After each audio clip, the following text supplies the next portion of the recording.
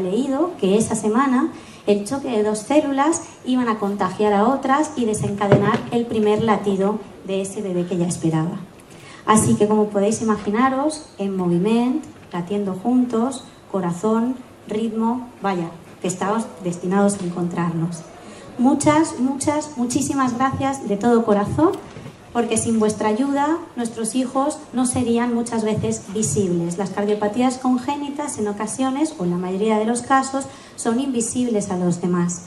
Por otra parte, gracias a Moviment por este compromiso de estos 3 años y en especial a su directora, a María José Romero, para quien tenemos un pequeño detalle, si puede venir a recogerlo. Gracias.